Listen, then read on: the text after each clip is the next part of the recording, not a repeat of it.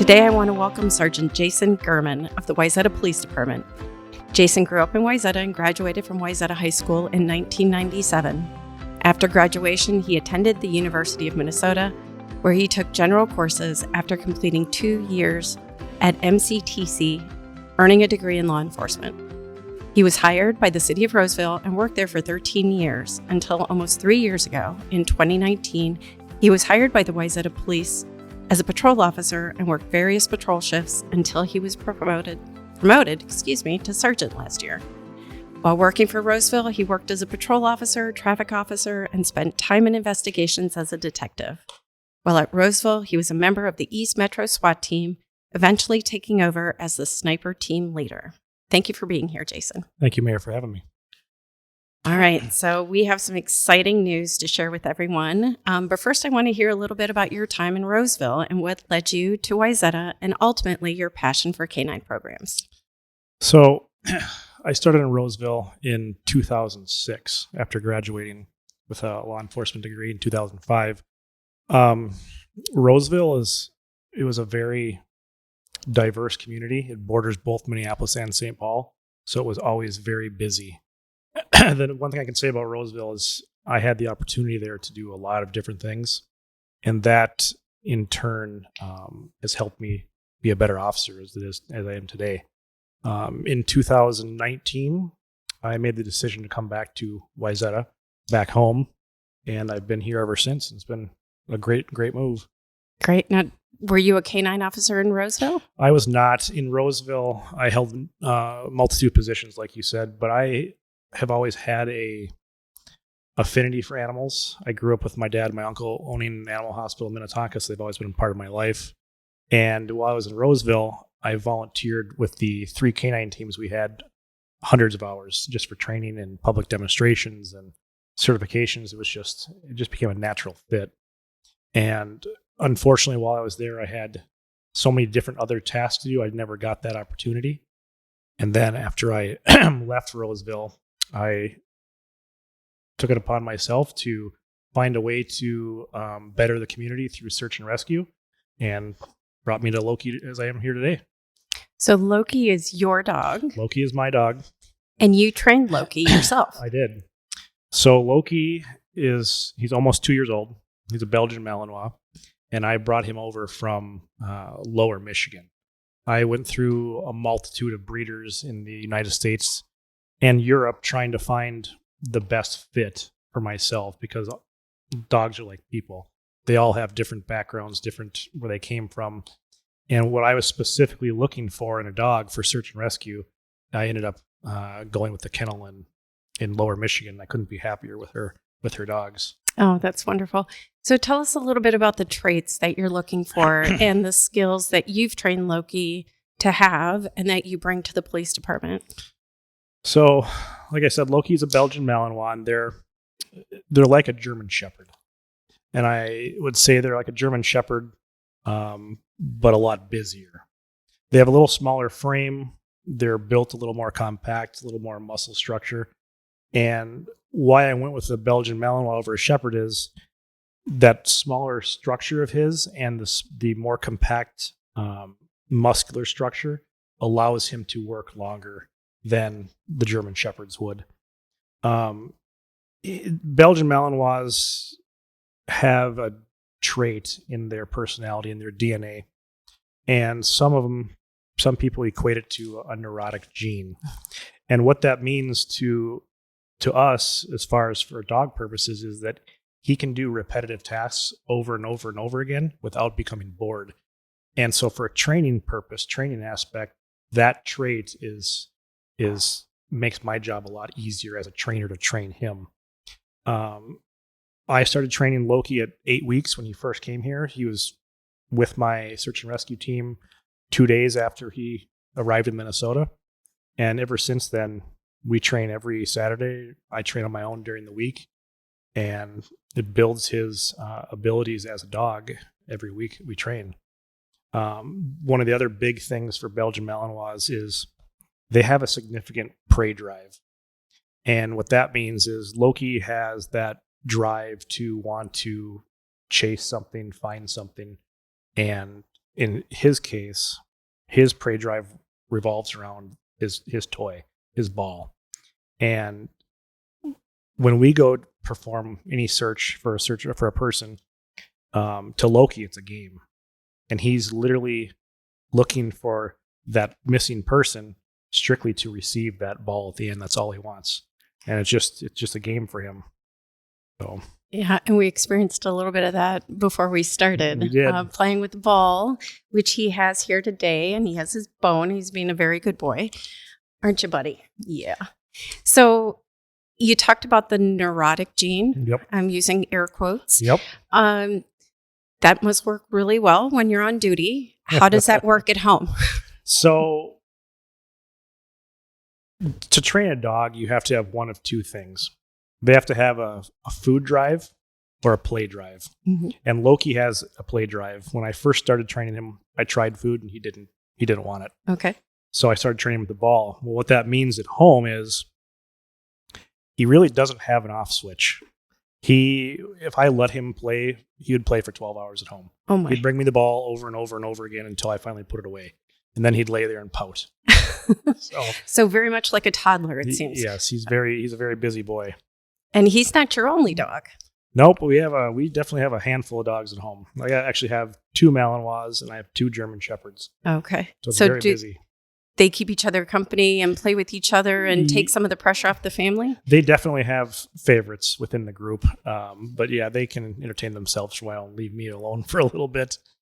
But so Loki's going to have a couple of jobs within the city. So let's talk about that a little bit. One is search and rescue. Yep. So can you tell us a little bit about what that means and how specifically do you use an article of clothing to help find someone? How does that typically work once you get that call? Great question. So for search and rescue,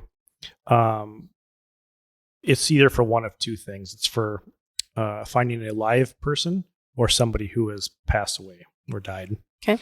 And for Loki is trained on live scent. And what that means is any article, it doesn't have to be clothing, but any article that someone primarily holds, for example, your glasses. I could take your glasses, put it into a bag, give it to Loki as a scent, and he would take that and that's all he needs. I have trained Loki off scenting clothing, napkins, Coke cans, water bottles, hats, anything you can think of. I've even trained him off. He's scented off a lawnmower seat, and then he's went on a 1.5 mile long track at that point. So any article that I can pull off the primary person's scent from, that's what he's looking for. And what that means is after I give him that specific scent, that's what he goes out and then he looks for that scent and he'll follow that until he either loses it because of nature, or he finds the person at the end of the trail, whichever one comes first. And I've trained Loki in Wayzata numerous times, and it's amazing to watch where I can send him off one specific scent, send him down to Panaway or Lake Street, and he has to find that scent through hundreds, if not thousands of people that walk that street. And at the end of the track, he finds his person. What that means to us in Wayzata is when somebody goes missing, Loki has the ability to show up, take that specific person's scent, and then save the police department, fire department time in trying to locate that person. Because as we all know, the longer somebody's missing, the more dangerous it is for them. And usually the people that go missing are the ones that, it's either the senior citizens or the children, the ones that are at a risk to be out by themselves. Sure. How long is a scent viable for? And what kind of terrains or situations might Loki lose a scent? So I have worked Loki off scent. I think I'm up to 48 hours old. Obviously, the more fresh the scent is, the easier it is for him to follow. Things will change that scent, like rain, snow, severe amounts of wind. They will change it. The wind could push the scent along the edge of a forest, and he may be tracking that person 20 feet off of where they walked, but he's still able to find that scent. So different things in nature will cause the scent to change. If they walked on a road, vehicles going by may push the scent certain directions. But overall, these dogs, that are trained like Loki are able to do it anywhere between, from a few minutes old to a few days old. So you mentioned a little bit about Loki's training. Yep. And I understand Loki was a star pupil. He was. So, like I said, I started Loki at 8 weeks old.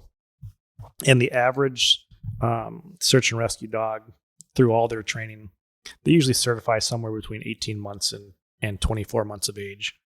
Loki, he probably could have certified right around the year. However, there were classes that weren't available. I ended up certifying Loki when he was about 14 months old.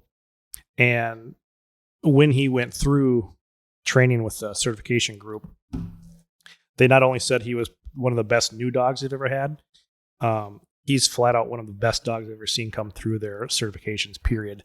And some dogs, like, I equate it to the professional sports players. Some people and some animals are born with specific traits that make them stand out above others. And Loki has that natural scenting ability that far surpasses that of many other dogs out there. And his determination to get that ball at the end of the search is all he's working for. Well, he's there now he's here next to me now with ball, and he won't let it go quite yet. He's not sure, I don't think. Sometimes, what do you think, buddy? Sometimes when he gets it, he doesn't want to let it go. Well, there you go. Well, I'm kind of tethered here, Loki. I'm not able to throw it around for you, bud. No, that's really amazing. I didn't realize that it took quite that long to certify a dog, but certainly important task. And it's one that you've been volunteering your time using Loki for other agencies as well. Isn't that right?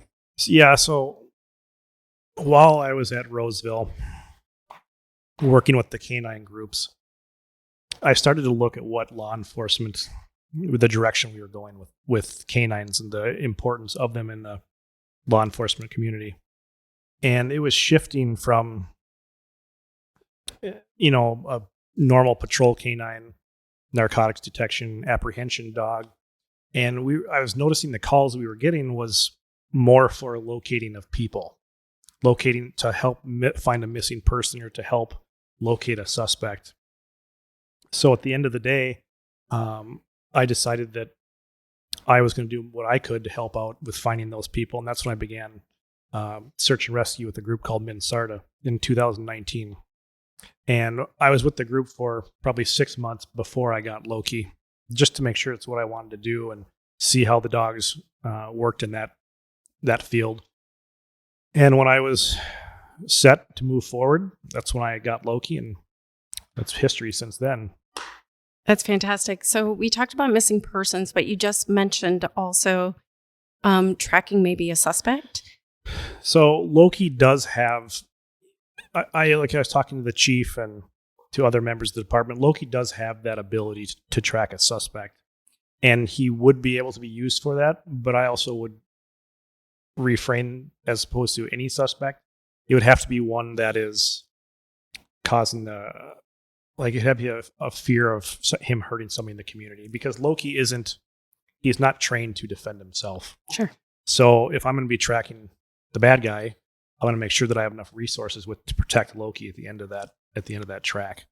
But he does have the ability to look for whoever we're looking for. Fantastic. Yeah. So speaking of that, I mean, we asked when the chief came forward to speak to the council. Well, I think Loki just heard something. He's a good boy. We were asking the chief if Loki would be a full-fledged officer with the Wayzata Police Department. And in fact, Loki will be an officer. And through the Wayzata Crime Prevention Coalition, one of our good partners and friends in the community, they raised funds, which was incredibly generous. And he will have special equipment. You will. And that's to protect him and make sure that he's recognized as a police officer and is afforded all the rights, just like any other officer or canine would have as well. Yep. So like you mentioned, the Crime Prevention Coalition was generous enough to to step up, and they got funding for not only for Loki, but for future possible dog phase 2. And that includes, so for Loki purposes, that would be outfitting a squad car, which means the back seat would be retrofitted from a full back seat into 2/3 kennel, 1/3 seat. So it would be enough room in the back for one person to either help us out with an assist, or if somebody was taken into custody. The other 2/3 of the back of the squad car would be for Loki. And different systems go into that car when you have a dog in there full time. And that includes, they put a temperature controlled fan in the window to keep his climate control correct. The cars also have alarm systems in there that monitor that temperature inside the vehicle. So if the temperature in the summer, if it gets too hot or gets too cold in the winter, it notifies me. I have a little pager just to protect Loki's well-being in that vehicle. Other than that, it's just a normal squad car. So we only have one Loki. We do. And so what happens when it's your day off or Loki's day off and a call comes in? So I volunteer for MinSAR, and that's a 24-hour-a-day, 7-day-a-week job.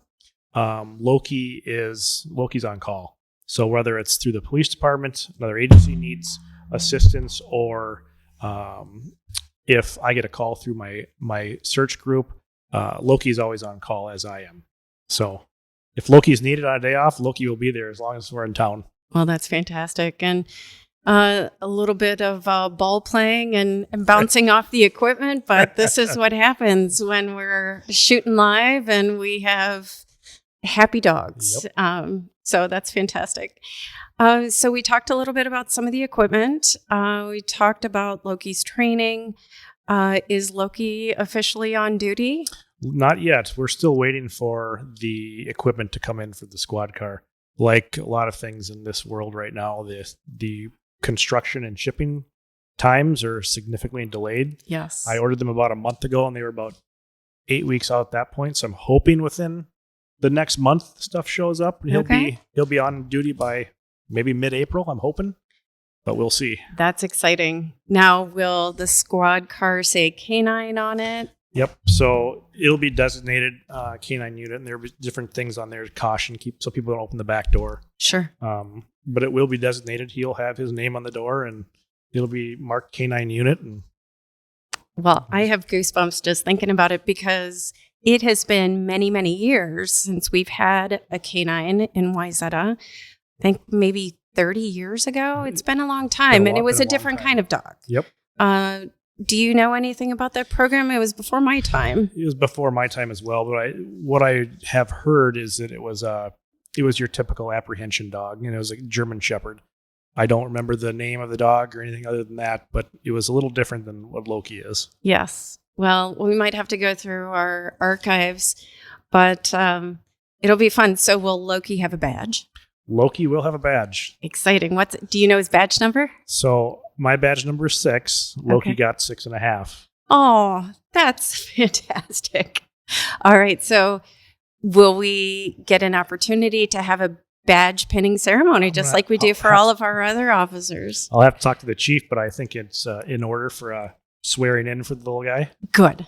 Well, if you need a good word, I'm happy to put one in. You know how much we love our puppies here.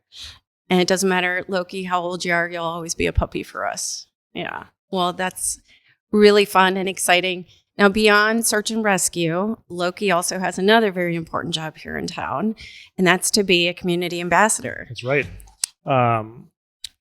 Police canines in general always draw the community in for questions and just the pure excitement of the position. And Loki will be an ambassador for the community, the city, the department, while out on patrol or while on foot patrol. He will be able to interact with the community. So they'll see, a little bit about him. They'll get to talk to him, pet him, if he'll sit still. And if he sits still, yeah. He's a very busy boy. But it'll just be nice to have him out, walking around on Lake Street and walking around the community, and just one more reason for the community to be able to engage the department and have those conversations that might not otherwise happen. I think that's fantastic. You'll definitely draw in a lot of the kiddos. For sure. It'll be fun. And we're a dog-loving community here, so I think it's just wonderful. We're looking forward to seeing Loki around town. Now, I have a question. It came up. Will Loki get a Loki cam? A Loki cam? Like a little GoPro, so we can watch him, where he's going. Maybe not while he's on duty, but maybe at community events. So I have a harness he can wear that will hold a GoPro. So if the city has a GoPro and they want to see him work, I'll be more than happy to throw it on there. Well, we'll see what we can do for you. That would be fun. We'd see live Loki action. I got to warn you, though, that Loki moves very quickly. So it's going to be we might get a little dizzy in the process. It's going to be an interesting first track in full uniform. Oh, my goodness. That'll be fun. Now, are there any plans for a big introduction before we head off into some major community events so people can get to meet him? And I haven't heard yet. That's going to be the chiefs and the city manager's job to figure that out. Okay. We'll see what they decide. Well, that sounds good. Well, that's really exciting, and we're really excited to have Loki certainly be our newest officer. Or maybe we have a lot of new officers. So we have a lot of introductions to make to the community. But Loki is certainly a very welcome addition to the Wayzata Police Department and to the Wayzata family. We couldn't ask for a better ambassador, I think, certainly as we head into spring and more people come to town. So we want to thank again our partners at the Wayzata Crime Prevention Coalition who generously raised funds for Loki and perhaps a future dog. That will have a different job title. Yep. And for folks who are interested in donating or learning more about the Wayzata Crime Prevention Coalition, they can go to wayzata.org and search for the Wayzata Crime Prevention Coalition. They are all volunteers from the community who have a passion and dedication to supporting the Wayzata Police Department and have done so for many, many years. So we definitely want people to know about that. And is there anything specific that Loki needs or that the community can help support Loki as he takes on this new adventure? I don't think so. Loki's pretty much set. When we move forward with phase 2 of this, there are definitely going to be things that the department would benefit from as far as equipment for public demonstrations and such. But as far as Loki, he's all set and ready to go. We're just waiting for that car. Well, he definitely has, he's got the energy. I see. Does. He is anxiously awaiting day one on the job. And does he go, are you going to have to make him go through orientation or anything else? Nope. He's ready to go. He's been certified since last September. So he's ready to work. Well, that's fantastic.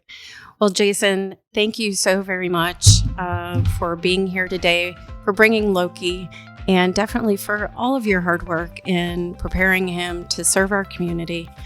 He is just a joy. He's a joy to watch play, and I can't wait to see him work and interact with everyone here in town. So thank you again for all your commitment, not only to the police department, but to furthering police work here in town. I appreciate it. Thank you, Mayor, for having us. And thank you to the Crime Coalition for making this happen. And the City of Wayzata is going to be lucky to have them. Absolutely. Look forward to day one on the job.